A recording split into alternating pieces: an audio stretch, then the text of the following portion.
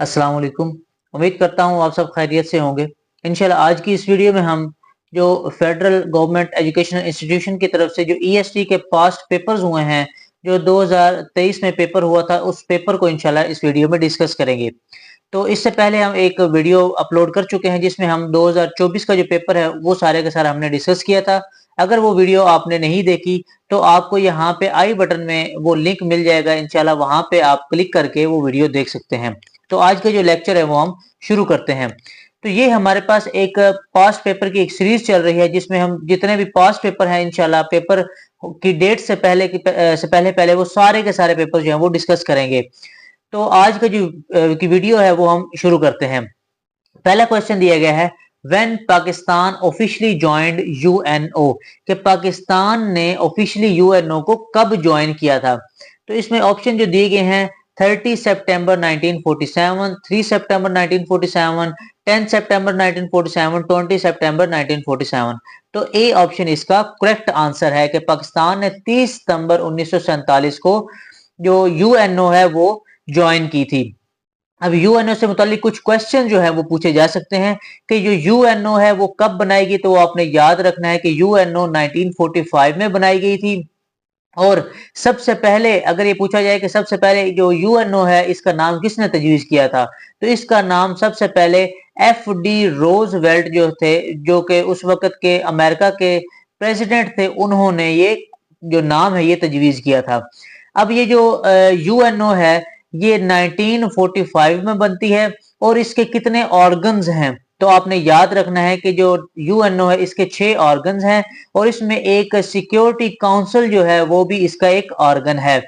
पाकिस्तान इस दफा जो यूएन की सिक्योरिटी काउंसिल है यूएनएससी, उसका एक नॉन परमानेंट मेंबर बना है। ये 2 साल के लिए बना है और इसकी जो मुद्दत है वो 2025 से 2026 के एंड तक ये पाकिस्तान परमानेंट मेंबर रहेगा। और इसने किसको रिप्लेस किया है? इसने पाकिस्तान ने जापान को रिप्लेस किया है। ये नॉन परमानेंट मेंबरशिप है। इसी तरह एक और क्वेश्चन पूछा जा सकता है कि जो यूनाइटेड नेशन सिक्योरिटी काउंसिल है इसके कुल मेंबर्स की तादाद कितनी है। तो इसके मेंबर्स की तादाद 15 है, जिनमें से 5 जो हैं वो परमानेंट हैं और जो 10 हैं ये नॉन परमानेंट मेंबर्स हैं। इसके साथ साथ जो नॉन परमानेंट मेंबर्स हैं इनमें जो 5 हैं वो हर साल चेंज होते हैं और जो 5 हैं वो एक साल 5 ये चेंज होते हैं और अगले साल 5 ये वाले चेंज होते हैं। तो ये अल्फाबेटिकली ये चेंज हो रहे होते हैं, ये जो नॉन परमानेंट मेंबर्स हैं। और पाकिस्तान इस दफा 8वीं मर्तबा जो है वो नॉन परमानेंट मेंबर बना है। तो इस तरह के यूएनओ से मुतालिक जो क्वेश्चंस हैं वो सारे के सारे पूछे जा सकते हैं। इसके साथ साथ यूएनओ का हेडक्वार्टर पूछा जा सकता है, तो वो हेडक्वार्टर जो है वो न्यूयॉर्क अमेरिका में मौजूद है। अगला क्वेश्चन हम देखते हैं, विच of the following is lightest material, कि जो ये मेटल्स दिए गए हैं इनमें सबसे लाइटेस्ट मेटल कौन सा है। तो वो आपने याद रखना है कि लिथियम जो है वो लाइटेस्ट मेटल है। तो इसका बी ऑप्शन करेक्ट आंसर है। इसी तरह मरकरी से रिलेटेड एक क्वेश्चन आ जाता है कि वो कौन सा मेटल है जो रूम टेम्परेचर में लिक्विड की सूरत में मौजूद होता है, लिक्विड कंडीशन में मौजूद होता है। तो वो मरकरी है जो कि रूम टेम्परेचर पर लिक्विड के तौर पर मेटल जो है वो मौजूद होता है। अगला क्वेश्चन हम देखते हैं, how many seats of senate are there in Pakistan, कि पाकिस्तान में जो सेनेट है इसकी टोटल कितनी सीट्स होती हैं। तो इसका जो बी ऑप्शन है वो करेक्ट आंसर है कि पाकिस्तान में जो सेनेट है इसमें 96 सीट्स होती हैं। इसके अलावा सेनेट से मुतालिक एक ये भी सवाल आ सकता है कि इस वक्त जो करंट सेनेट के जो चेयरमैन हैं वो कौन है। तो वो आपने याद रखना है, वो हमारे पास यूसुफ रजा गिलानी साहब हैं। गिलानी साहब जो हैं वो चेयरमैन सेनेट हैं इस वक्त 2025 में। अगला क्वेश्चन हम देखते हैं, इसमें 96 जो है वो इसका करेक्ट आंसर था। अगला क्वेश्चन हम देखते हैं, Allama Iqbal gave his historical presidential address at Allahabad in, के इलामा इकबाल ने जो इलाहाबाद में खुतबा दिया था, खुतबा इलाहाबाद जिसको कहा जाता है, वो कब दिया था।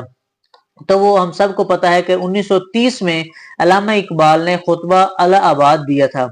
इसी के साथ साथ 1930 में एक राउंड टेबल कॉन्फ्रेंस हुई थी। कहाँ पे हुई थी? वो लंदन में हुई थी। तो लंदन में ये जो कॉन्फ्रेंस हुई थी इससे मुतालिक एक सवाल आ जाता है कि 1930 में जो राउंड टेबल कॉन्फ्रेंस हुई थी उसमें कौन से ऐसे लीडर जो हैं वो शामिल नहीं हुए थे। तो आपने याद रखना है कि जो गांधी थे वो जो राउंड टेबल कॉन्फ्रेंस 1930 में हुई थी उसमें गांधी शामिल नहीं थे। इस तरह के क्वेश्चन जो है वो आपसे पूछे जा सकते हैं। अगला क्वेश्चन हम देखते हैं, when was the 18th amendment bill of the constitution passed by the national assembly, कि जो 18वीं तरमीम है वो नेशनल असेंबली से कब पास करवाई गई थी। तो इसका जो करेक्ट आंसर है वो ए ऑप्शन है, 8 अप्रैल 2020 को।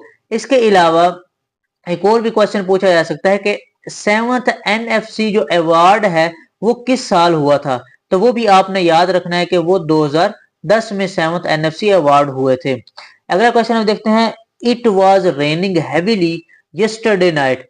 अब यस्टरडे नाइट से हमें पता चल रहा है कि पिछली गुजरी हुई बात कर रहे हैं, पास्ट की बात कर रहे हैं। सो दे डैश आउट, मतलब अगर यहाँ पे पास्ट है तो ये पास्ट में ही दे गो आउट या फिर ये बाहर गए थे।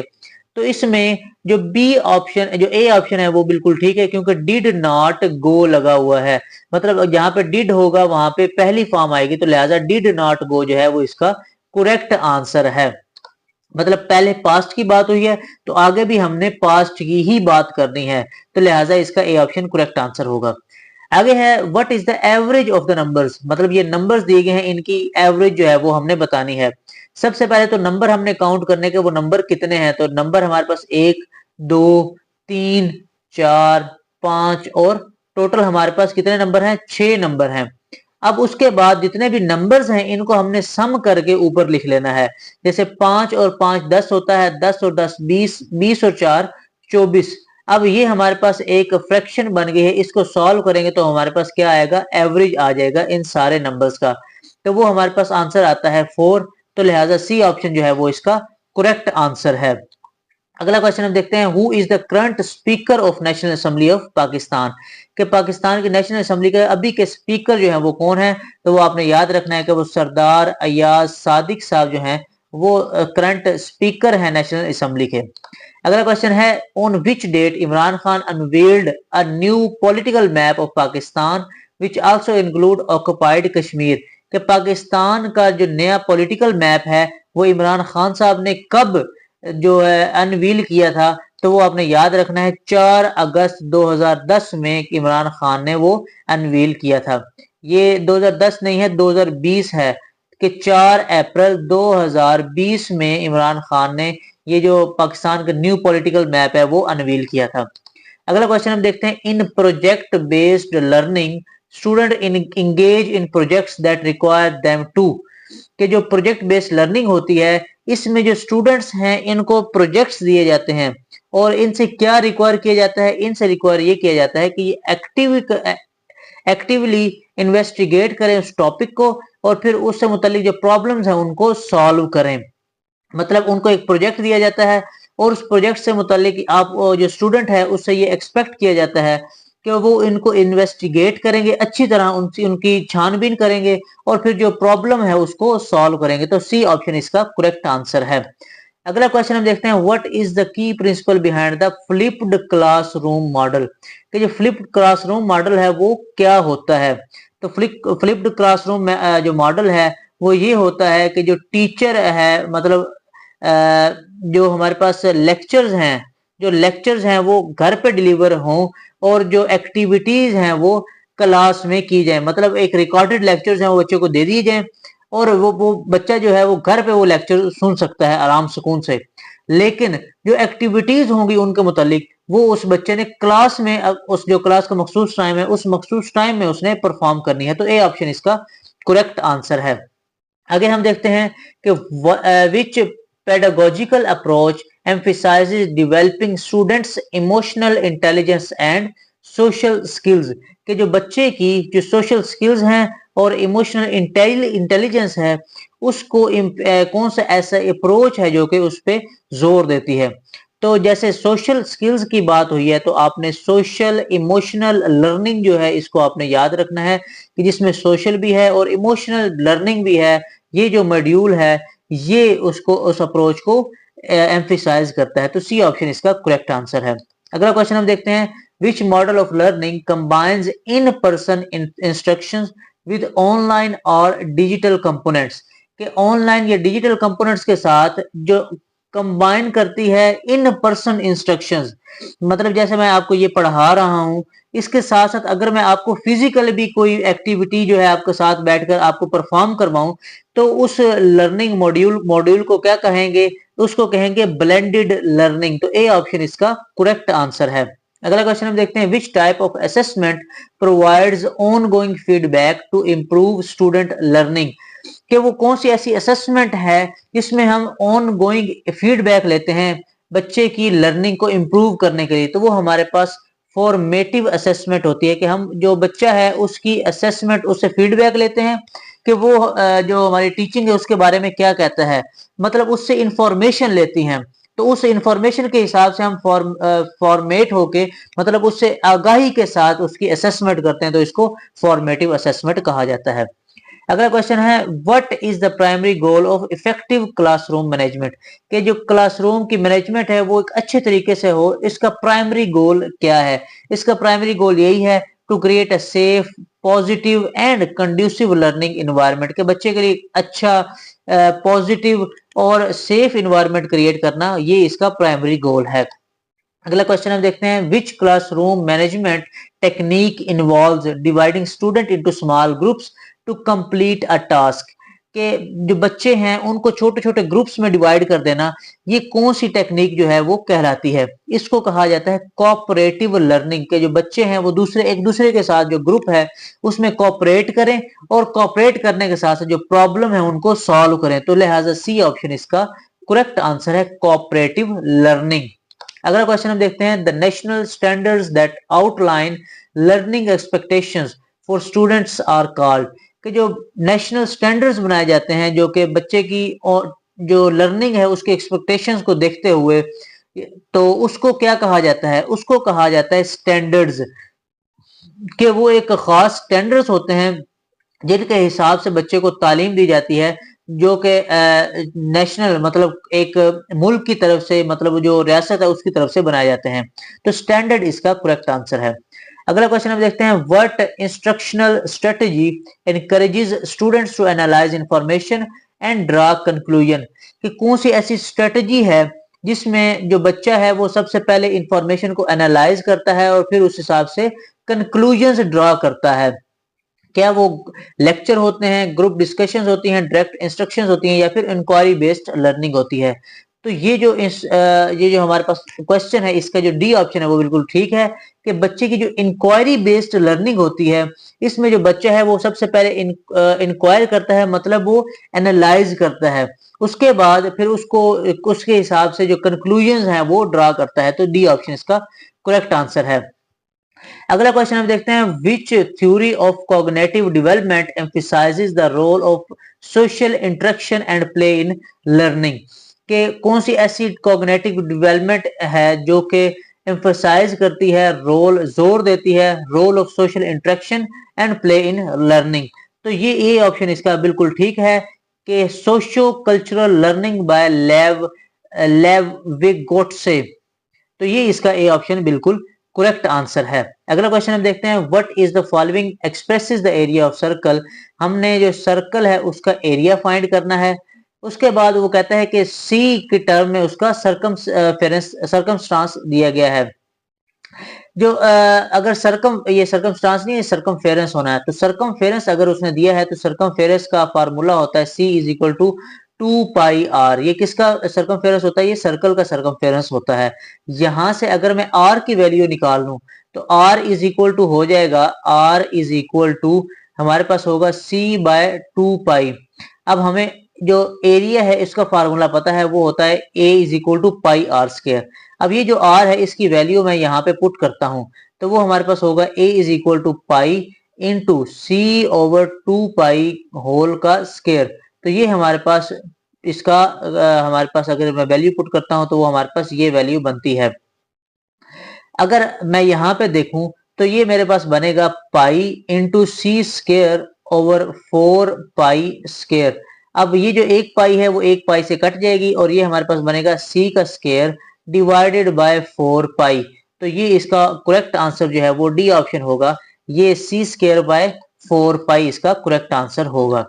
अगला क्वेश्चन हम देखते हैं, इफ 20% ऑफ ए, मतलब ए का जो 20% है, ए का अगर मैं 20% निकालूं तो वो 20% जो होता है वो होता है 20/100। तो मैं लिख सकता हूं इसको 0.2। तो 0.2 ए जो है इज इक्वल टू 0.2 ए जो है वो किसके इक्वल है, 80% ऑफ बी के। मतलब 80% जो है अगर मैं इसको तब्दील करूं तो वो हमारे पास आएगा 0.8। तो वो किसके इक्वल है, 0.8 बी के इक्वल है। अब वो कहता है कि which of the following is equal to A plus B, कि जो ए प्लस बी है उसकी क्या वैल्यू होगी। अब वो उसको हम कैसे सॉल्व करेंगे, उसको हम इस तरह सॉल्व करेंगे कि ये जो ए है इसको इधर ही रहने देते हैं, ये जो 0.2 है इसको उठा के इधर लेके आ जाते हैं। तो ये हमारे पास 0.8 आया, बी डिवाइडेड बाय 0.2। तो ये हमारे पास अगर मैं इसको काटूं तो ये 4 बनता है, तो ए इज इक्वल टू हो जाएगा 4b। अब अगर मैं यहाँ पे वैल्यू पुट करूं, a प्लस बी की वैल्यू मैं पुट करूं, a की जगह पे 4b पुट करूं और b हमारे पास वैसे है, तो ये हमारे पास आता है 5b आता है हमारे पास। मतलब जो a प्लस बी हमारे पास आता है वो कितना आता है, 5b के इक्वल आता है। लेकिन इसमें जो उसने a के हिसाब से आंसर निकाला हुआ है तो वो हम देख लेते हैं। तो b इज इक्वल टू हमारे पास हो जाएगा किसका, a/4 के इक्वल हो जाएगा। यहां से मैंने ये निकाला b इज इक्वल टू, ये 4 जो है इधर आकर डिवाइड हो गया, तो b is equal to a/4 हो गया। अब यहाँ पे मैं b की वैल्यू पुट करता हूँ, a प्लस a/4। तो इसका एलसीएम ले तो 4a प्लस जो 1a है ये हमारे पास बनता है 3a/4। तो अगर मैं इन दोनों को डिवाइड करूं तो वो हमारे पास वैल्यू आएगी 1/5a। तो इसका जो 1/5a है वो इसका करेक्ट आंसर है। अगला क्वेश्चन हम देखते हैं, if the coordinate of a point R, के जो हमारे पास एक कोऑर्डिनेट दिया गया है उसके कुछ पॉइंट दिए गए हैं।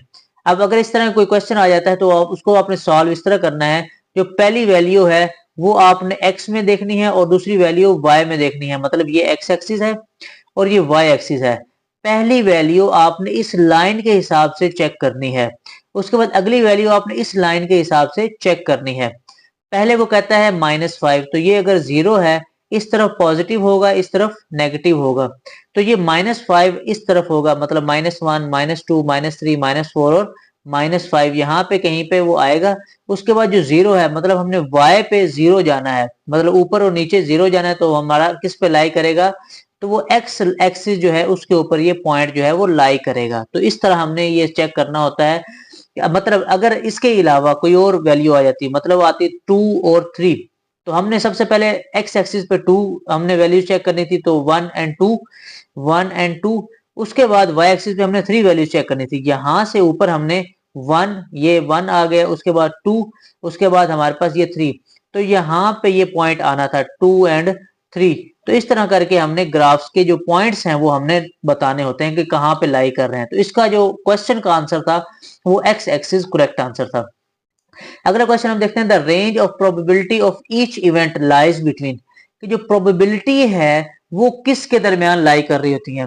अब आपको भी पता है कि जो प्रोबेबिलिटी होती है वो या तो वो 100% होती है या वो 0% होती है या इनके दरमियान में होती है। मतलब आप ये कहते हैं कि मैं 100% ये काम करूंगा, या फिर कहते हैं कि 0% मेरे से हो ही नहीं सकता। तो लिहाजा जो रेंज ऑफ प्रोबेबिलिटी है वो 0 से 1 तक होती है, या फिर ये भी आप पूछा जा सकता है 0 to 100% भी पूछा जा सकता है। तो ये जो ऑप्शन है, ए ऑप्शन इसका करेक्ट आंसर है। अगला क्वेश्चन हम देखते हैं, the sides of a triangle are in ratio of 3, 4 and 5। अब इस तरह की अगर आपको रेशियो दी गई हो तो आपने जो 3 है इसके साथ भी x मल्टीप्लाई कर लेना है, 4 के साथ भी x मल्टीप्लाई करना है और 5 के साथ भी x मल्टीप्लाई कर लेना है। मतलब रेशियो का मतलब ये होता है कि वो किसी एक कॉमन फैक्टर के साथ मल्टीप्लाई हो रहे हैं। आगे वो कहता है, if the perimeter is 24 centimetre. अब जो ट्राइंगल की साइड्स हैं उसकी रेशियो उसने बता दी कि वो ये रेशियो है, और लेकिन उसका पेरीमीटर जो है वो 24 है। मतलब अगर साइड्स जो है इन सब को प्लस कर दिया जाए तो वो हमारे पास जो टोटल पेरीमीटर है उसके इक्वल आ जाती हैं। पेरीमीटर यही होता है कि एक जो ट्राइंगल है उसकी एक साइड से हम चलना शुरू करें, हम पहले इधर आए फिर यहाँ से हम इधर जाएं और फिर यहाँ से इधर आए और आखिरी पॉइंट पे जब पहुंचेंगे तो इसको कहा जाता है पेरीमीटर। मतलब जितनी भी साइड्स हैं उनको ऐड करेंगे तो वो हमारे पास पेरीमीटर बनेगा। आगे वो कहता है length of the longest side, जो लॉन्गेस्ट साइड है उसकी लेंथ मुझे बताएं। अब इसको मैं अगर सॉल्व करता हूं तो वो मेरे पास आंसर आता है 4 और 5 9 plus 3 is equal to 12x आता है इज इक्वल 24 और x की वैल्यू मेरे पास आ जाती है 2। अब अगर मैं 5 में ये 5x में ये अगर मैं x की वैल्यू पुट करता हूं तो वो हमारे पास बनता है 10। तो लिहाजा जो बिगेस्ट साइड है वो हमारे पास 10 सेंटीमीटर है, तो ए ऑप्शन इसका करेक्ट आंसर है। अगला क्वेश्चन ये है 2 की पावर 3 मल्टीप्लाई बाय 3 की पावर 2, इसको सॉल्व करना है। तो 2 की पावर 3 मल्टीप्लाई बाय 3 की पावर 2, तो इसको सॉल्व करने का तरीका ये है कि जो 3 लिखा हुआ है इसका मतलब 2 को कितनी बार मल्टीप्लाई करना है, 3 दफा मल्टीप्लाई करना है। आगे हमारे पास मल्टीप्लाई आ गया, आगे जो ये 3 है 3 को 2 दफा मल्टीप्लाई करना है, 3 मल्टीप्लाई बाय 3। अब अगर मैं इन सबको मल्टीप्लाई करूं तो ये बनता है 8, मतलब 2 2 जा 4, 4 2 जा 8। इसी तरह इनको मल्टीप्लाई करूं तो 3 3 जा 9 बनता है। अब 8 को 9 से मल्टीप्लाई करें तो वो हमारे पास आता है 72, तो 72 इसका करेक्ट आंसर है। अगला क्वेश्चन हम देखते हैं the average of first 5 numbers is equal to, कि पहले जो 5 नंबर हैं 1 2 3 4 5, इनकी एवरेज जो है वो हमने बतानी है। तो एवरेज का फार्मूला ये होता है कि जितने नंबर्स हैं उनको सम कर लिया जाए और उनकी टोटल तादाद पर डिवाइड कर दिया जाए। तो ये अगर मैं इनको सम करता हूं तो वो मेरे पास बनते हैं 9 और 3 12, 12 और 2 हमारे पास बनते हैं 14 और 14 और 1 15 बनते हैं, डिवाइडेड बाय 5। तो अगर मैं इसको डिवाइड करता हूं तो ये हमारे पास इसका first 5 numbers is equal to, अच्छा फर्स्ट 5 नंबर्स, तो ये हमारे पास गलत हो गए। इसमें जो पहला नंबर है हमारे पास वो हमारे पास आता है 0, 0 plus 1 plus 2 plus 3 plus 4 divided by 5। अब अगर मैं इनको मल्टीप्लाई करता हूं तो वो मेरे पास आंसर जो है वो बिल्कुल ठीक आता है। जैसे 4 और 3 हमारे पास बनते हैं कितने, 7, 7 और हमारे पास ये 2 बनते हैं 9, 9 और 1 हमारे पास बनते हैं 10, 10 और ये डिवाइडेड बाय 5 हमारे पास बनते हैं कितने, 2। तो इनमें जो ऑप्शन दिए गए हैं 4 5.6 ये तो नहीं बन रहा, तो लिहाजा इस जो क्वेश्चन है इसका आंसर आपने मुझे कमेंट बॉक्स में बताना है कि इसका करेक्ट आंसर क्या हो सकता है। अगला क्वेश्चन हम देखते हैं sum of deviations of the variable y from its mean is always equal to. Option दिए गए सेम, 1 0 या नेगेटिव, कि जो y वेरिएबल्स के जितने भी डेविएशन होते हैं उनका सम अगर किया जाए तो वो हमेशा 0 के इक्वल होते हैं। तो ये आपने याद रखना है कि y वेरिएबल्स का जब भी सम किया जाए तो वो हमेशा किसके इक्वल होता है, वो 0 के इक्वल होता है। अब इसमें दिया गया है कि a and b are disjoint set, मतलब एक सेट दिया गया है जिसमें वैल्यूज हैं 1 2 3, और इसी तरह जो बी सेट हमारे पास है उसमें हमारे पास वैल्यूज हैं 4 5 एंड 6, मतलब इनमें जो कोई भी ऐसी वैल्यू है जो कोई कॉमन नहीं है। आगे वो कहता है कि ए इंटरसेक्शन बी जो है वो मुझे फाइंड करके दें। तो ए इंटरसेक्शन बी का मतलब ये है कि इनमें जो कॉमन वैल्यूज है वो हमने फाइंड करनी है, तो इनमें कॉमन वैल्यूज है ही कोई भी नहीं, तो लिहाजा जो हमारे पास आंसर होगा वो क्या होगा, खाली सेट होगा। और खाली सेट को इस तरह भी लिखा जा सकता है, तो लिहाजा इसका जो डी ऑप्शन है वो इसका करेक्ट आंसर है। अगला क्वेश्चन हम देखते हैं what which type of waves are used in night vision equipment, कि जो नाइट विजन इक्विपमेंट होते हैं उनमें किस तरह की वेव्स इस्तेमाल की जाती हैं, तो उनमें इंफ्रारेड वेव्स इस्तेमाल की जाती हैं, तो डी सी ऑप्शन इसका करेक्ट आंसर है। अगला क्वेश्चन है the Lahore resolution was moved on 23 मार्च 1940, के 23 मार्च 1940 में जो लाहौर करारदाद लाहौर पास हुई थी, मूव हुई थी, वो किसने पेश की थी। तो इसमें जो ऑप्शन ए है वो इसका करेक्ट आंसर है कि मौलवी फजलुल हक जो थे उन्होंने वो करारदाद जो है वो पेश की थी, तो लिहाजा इसका करेक्ट आंसर ए के फजलुल हक है। अगला क्वेश्चन हम देखते हैं the name of second robot which was developed in 1956 for problem solving learning and interacting with its environment, कि जो दूसरा जो रोबोट बनाया गया था उसका नाम क्या था, तो उसका नाम उन्होंने रखा था शेकी।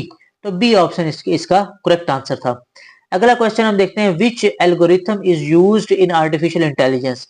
आर्टिफिशियल इंटेलिजेंस में एनालाइज करने के लिए चीजों को और चीजों को मुख्तलिफ लैंग्वेजेस को अंडरस्टैंड करने के लिए कौन सा एल्गोरिथम इस्तेमाल किया जाता है, तो उसके लिए नेचुरल लैंग्वेज प्रोसेसिंग जो एल्गोरिथम है वो यूज किया जाता है। तो बी ऑप्शन इसका करेक्ट आंसर है। अगला क्वेश्चन है, द रिमेन्स और ट्रेसेस ऑफ लिविंग ऑर्गेनिजम्स, कि जो जानदार जो ऑर्गेनिजम्स हैं उन सारे के जितने भी बाकियात मिलते हैं उसको क्या कहा जाता है, उनको कहा जाता है फॉसिल्स। ये अक्सर आपने भी सुना होगा कि जो मुख्तलिफ बाकियात हैं उनके जो चीजें मिलती हैं उनको क्या कहा जाता है, फॉसिल फ्यूल्स। मतलब उनके उनसे जो तेल निकलता है वो फॉसिल फ्यूल्स में आ जाता है, तो लिहाजा उनको अगर जो बाकियात हैं वो सही हालत में मिल जाए तो उनको फॉसिल्स कहा जाता है। अगला क्वेश्चन हम देखते हैं, Gobi desert is located in, कि गोबी डेजर्ट कहाँ पे लोकेटेड है। तो आपने याद रखना है कि जो गोबी डेजर्ट है वो चाइना एंड मंगोलिया में लोकेटेड है। तो ये देख लें, ये हमारे पास है चाइना, ये हमारे पास सारा चाइना है और यहाँ पे मंगोलिया है। इसी तरह इसे मंगोलिया से ऊपर यहाँ पे ये सारा रशिया है, यहाँ पे रशिया है, रशिया के बाद यहाँ पे चाइना है और ये हमारा है मंगोलिया। तो मंगोलिया और चाइना के बॉर्डर पर यहाँ पर मौजूद है सारा का सारा, जिसको कहा जाता है गोबी डेजर्ट। तो गोबी डेजर्ट कहाँ पे मौजूद है, चाइना एंड मंगोलिया में मौजूद है गोबी डेजर्ट। अगला क्वेश्चन हम देखते हैं, which is the biggest textile market in Pakistan, कि जो पाकिस्तान की टेक्सटाइल मार्केट का हब है वो कौन सा शहर है, तो वो फैसलाबाद है। फैसलाबाद के बारे में एक और भी क्वेश्चन आ सकता है कि मानचेस्टर ऑफ पाकिस्तान जो है वो किसको कहा जाता है, तो वो फैसलाबाद को कहा जाता है। तो ए ऑप्शन इसका करेक्ट आंसर था। अगला है, in ancient fort which is accepted as UNESCO world heritage site is located in which province and indicate its name, कि इनमें से जो फोर्ट्स दिए गए हैं इनमें से कौन सा ऐसा फोर्ट है जो कि यूनेस्को वर्ल्ड हेरिटेज साइट है। तो इनमें जो रोहतास फोर्ट पंजाब का किला है वो हमारे पास यूनेस्को वर्ल्ड हेरिटेज साइट है। तो बी ऑप्शन इसका करेक्ट आंसर है। आगे है, थर्मोबाइसाइट इज आल्सो नोन एज, कि थर्मोबोसाइट जो है वो उसको क्या कहा जाता है, उसको कहा जाता है प्लेटलेट्स। मतलब प्लेटलेट्स का जो दूसरा नाम है वो क्या है, थर्मोबोसाइट। अगला है, which of the following is measured by an odometer, जो ओडोमीटर है उसके साथ हम क्या चीज मेजर करते हैं, तो ओडोमीटर यूज होता है डिस्टेंस मेजर करने के लिए। तो सी ऑप्शन इसका करेक्ट आंसर है कि जो ओडोमीटर है वो डिस्टेंस मेजर करने के लिए यूज होता है। आगे है, in Fahrenheit scale the freezing point of water, तो फ़ारेनहाइट स्केल में वाटर का फ्रीजिंग पॉइंट जो है वो कितना होता है, तो वो आपने याद रखना है कि वाटर का फ्रीजिंग पॉइंट 32 डिग्री फ़ारेनहाइट होता है। अगला क्वेश्चन है, currently the status of Gilgit Baltistan, कि गिलगित बल्तिस्तान का अभी जो स्टेटस है वो क्या है, तो वो एक सेमी प्रोविंस है। कि पाकिस्तान का वो सूबा है लेकिन वो सेमी प्रोविंस के उसका जो स्टेटस है वो सेमी प्रोविंस है। अगला क्वेश्चन है कि distance between moon and earth, कि ये चांद है और ये हमारे पास जमीन है, इन दोनों के दरमियान जो डिस्टेंस है वो कितना है, तो वो आपने याद रखना है कि वो 3,84,400 किलोमीटर जो है इन दोनों का डिस्टेंस है। अगला क्वेश्चन है, choose the correct indirect sentence for, कि ये दिया गया, ही सेड टू मी, आगे कोमा है, वेयर वर यू।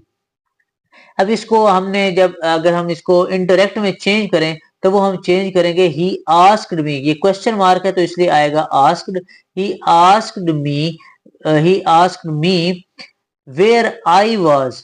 अब देखें, यू को उसने चेंज कर दिया किसमें, आई में, क्योंकि यहाँ पे मी लिखा हुआ था कि ये जो यू है इसको हम इसके साथ चेंज करते हैं, मी की जो फर्स्ट फॉर्म होती है वो आई होती है और लिहाजा यू जो है वो चेंज हो गया आई में। He asked me where I was, तो ये इसका डी ऑप्शन इसका करेक्ट आंसर था। अगला है, what type of conjunction is used in the sentence, ये जो सेंटेंस है इसमें जो कंजंक्शन यूज हुई है, मतलब जो इसमें बट यूज हुआ है वो किस टाइप की कंजंक्शन है, वो असल में कोऑर्डिनेटिंग कंजंक्शन है, कि जो दो हमारे पास फिक्रे हैं, she wanted to go swimming, it was raining, ये जो दो हमारे पास जो सेंटेंसेस है इनको इनके दरमियान कोऑर्डिनेट कर रही है, इनको मिला रही है, तो इसलिए इसको कोऑर्डिनेटिंग कंजंक्शन कहा जाता है। ऑप्शन बी इसका करेक्ट आंसर है। आगे है चूज द करेक्ट स्पेलिंग, के मुख्तलिफ स्पेलिंग दिए गए हैं, इनमें आपने बताना है कि कौन सा करेक्ट स्पेलिंग है। तो अपॉर्चुनिटी का जो स्पेलिंग होते हैं वो ये होते हैं OPPORTUNITY, तो डी ऑप्शन इसका करेक्ट आंसर है। अगला है the dash weather forced us to stay in indoors, के जो बुरा मौसम है उसने हमें फोर्स किया कि हम अंदर ही रहें। तो यहाँ पे हमारे पास इनक्लीमेंट वेदर आता है, तो इनक्लीमेंट भी होता है बुरा, खराब, खराब मौसम जो है उसने हमें फोर्स किया कि हम अंदर ही रहें, तो डी ऑप्शन इसका करेक्ट आंसर था। आगे है the participants did not agree dash the agenda presented, कि जो एजेंडा दिया गया था उसके साथ जो पार्टिसिपेंट हैं वो एग्री नहीं थे, तो इसमें जो विद है वो इसका करेक्ट आंसर है, agree with the agenda presented. अगला क्वेश्चन है the participants did not agree, ये वही सवाल आ गया है। अगला क्वेश्चन हम देखते हैं to emerge out in thin air, के थिन एयर में बाहर निकलना, अपने आप को शो करवाना, उसका क्या मतलब है? उसका मतलब ये है कि अपीयर सडनली, इसका क्या मतलब है कि अचानक से नमूदार हो जाना, इसको कहा जाता है to emerge out of thin air. अगला क्वेश्चन हम देखते हैं कि सिनोनिम हमने बताना है किसका? रिकॉन्साइल का। रिकॉन्साइल का हमने सिनोनिम बताना है, तो इसमें जो ऑप्शन दिए गए हैं उनमें जो इंटीग्रेट ऑप्शन है वो बिल्कुल ठीक है। रिकॉन्साइल होता है चीजों को जोड़ देना, रिकनसाइल का क्या मतलब है कि एक ये चीज है, ये चीज है, इनको जोड़ देना, इसको कहा जाता है रिकनसाइल। तो लिहाजा इंटीग्रेट जो है वो भी इसका सिनोनिम है। आगे है कि एंटोनिम हमने बताना है इनविंसिबल का। इनविंसिबल जिसको तस्खीर ना किए जा सके, मतलब वो नाकाबिल तस्खीर हो, तो इसका जो एंटोनिम होगा, जो इसका मुतजाद होगा, तो वो ये होगा जिसको तस्खीर किया जा सके, जो कि वल्नरेबल है। तो लिहाजा सी ऑप्शन इसका करेक्ट आंसर है। तो ये तो थे हमारे 2023 का पेपर हुआ था, बल्कि जो ये हमारे पास जो 2024 का पेपर हुआ था वो जितने के उस पेपर में जो क्वेश्चंस आए थे वो सारे के सारे इस पेपर में हमने डिस्कस किए हैं इस वीडियो में। तो उम्मीद करता हूं आपको ये जो वीडियो है ये पसंद आई होगी, और अगर आपको वीडियो पसंद आई है तो वीडियो को एक लाइक जो है वो आप लाजमी कर दें। तो इसके साथ साथ जो चैनल है उसको आपने सब्सक्राइब भी लाजमी कर देना है। और इस तरह की ये जो वीडियोस हैं ये इंशाल्लाह हम लाते रहेंगे। आपके पेपर से पहले जितने भी पास पेपर्स हैं वो सारे के सारे इंशाल्लाह कवर करने की कोशिश करेंगे, ताकि आपका जो पेपर है वो आप आसानी से और अच्छे अंदाज में आप दे सकें। तो उम्मीद करता हूँ ये जो वीडियो है ये पसंद आई होगी। इंशाल्लाह आपसे अगली वीडियो में मुलाकात होगी, तब तक के लिए मुझे इजाजत दें। अल्लाह हाफिज।